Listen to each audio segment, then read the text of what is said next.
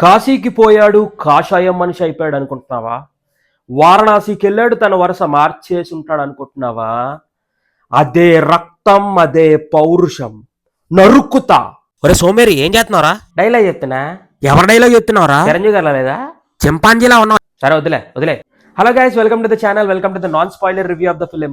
Manashankar Varaprasad garu, directed by Anil Ravipudi sir, acted by Chiranjeevi garu, opposite Nayanthara garu, and guest appearance by Daggubati Venkatesh garu. కథ గురించి చెప్పాలంటే, hero ఒక ఎన్ఎస్ఏ ఆఫీసర్. ఆయన అనుకోకుండా ఒక పెళ్లికి వెళ్ళి పెళ్లిలో నయనతార గారిని చూడడం జరుగుతుంది.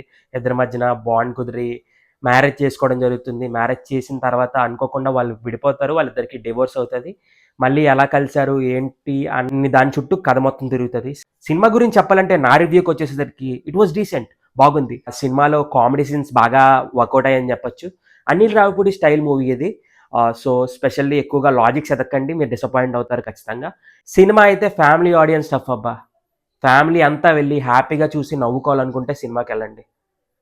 అంతేకాదు నాకు లాజిక్ కావాలి, నాకు ఎలివేషన్స్ కావాలి, నాకు యాక్షన్ సీన్స్ కావాలి, టప్పమని చంపేయాలంటే వర్కౌట్ అవ్వదు.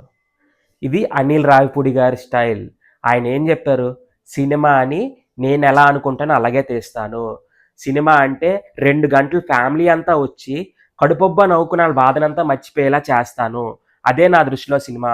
నేను అలాంటి సినిమాలే చేస్తాను ఆయన చెప్పారు. స్పెషల్లీ 100 కాదు 110% ఈ సినిమా బాగా డెలివర్ చేశారు ఆయన. సాంగ్స్కి, భీమ్స్ సిసిరోలియాకి స్పెషల్ మెన్షన్ ఇవ్వచ్చు. హీరో హీరోయిన్కి మధ్యన సీన్స్ బాగా వర్కౌట్ అయ్యాయి. వెంకటేష్ గారి మధ్యన, చిరంజీవి గారి మధ్యన కామెడీ సీన్స్ కూడా చాలా బాగా వర్కౌట్ అయ్యాయి అని చెప్పొచ్చు. కొన్ని సీన్స్లో వింటేజ్ బాస్ని చూసినట్టు అనిపిస్తుంది. ఆ డ్యాన్స్ క్రేజ్ ఎవ్వడు కొట్టేవాళ్ళు లేడు, ఖచ్చితంగా ఒప్పుకోవాల్సిందే అందరూ. ఇంకా ఫైట్ సీన్స్, ఆ స్వాగ్ అయితే ఇంకా చెప్పాల్సిన లేదు. స్పెషల్ మెన్షన్ ఏంటి ఇవ్వాలంటే, మెగాస్టార్ చిరంజీవి గారు డ్రింకింగ్ సీన్ చేసినప్పుడు స్పెషల్లీ ఒక టైప్ ఆఫ్ వైబ్ వస్తుంది. ఆ వైబ్లో యాక్ట్ చేస్తారు ఆయన. ఈ సినిమాలో అయితే చించేశారు.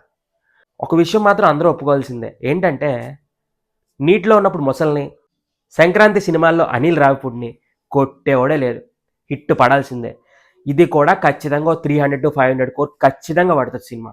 ఎందుకంటే బాస్ చేసిన ఆ యాక్టింగ్ అలాంటిది. కొన్ని సీన్స్లో అయితే వింటేజ్ బాస్ని చూసినట్టు అనిపించింది. నెగిటివ్ పాయింట్ వచ్చేసరికి నాకు ఒకటే కనిపించింది, ఏంటంటే విలనిజం కొంచెం ఎలివేట్ చేసి ఉంటే సినిమా వేరే లెవెల్లో ఉందని అనిపించింది. స్పెషల్లీ 5 to 10 సీన్స్లో ఉంటాడు ఆయన, అంతే విలన్. టక్మని వచ్చి టప్మని చంపేస్తారు అంతే విలన్ని. అలా కాకుండా కొంచెం ఎలివేట్ చేసి ఉంటే విలనిజం ఇంకొంచెం బాగుంటే సినిమా వేరే లెవెల్లో ఉంది. మీరు కామెడీ మూవీ లవర్స్ అయితే ఫ్యామిలీతో వెళ్ళండి, మూవీ చూడండి, you will enjoy it, you love it. ఇంకా చెప్పాలంటే ఈ ఛానల్లో మూవీ రివ్యూస్ ఎక్కువ పెడుతుంటా. అలాగే రేపు రవితేజ గారి సినిమా రివ్యూ వస్తుంది, ఎల్లుండి నవీన్ పోలిశెట్టి గారి సినిమా రివ్యూ కూడా వస్తుంది. If you are a movie lover, please do subscribe my channel and I will not disappoint you. మన ఛానల్లో అప్పుడప్పుడు కామెడీ షార్ట్స్ కూడా వస్తుంటే నేను కామెడీ షార్ట్స్ కూడా చేస్తూ ఉంటా, జిమ్ వీడియోస్ చేస్తూ ఉంటా, వ్లాగ్స్ చేస్తూ ఉంటా.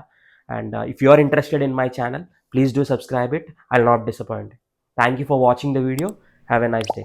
తెలుగులో చెప్పాలంటే, ఎందరో మహానుభావులు అందరికీ వందనాలు.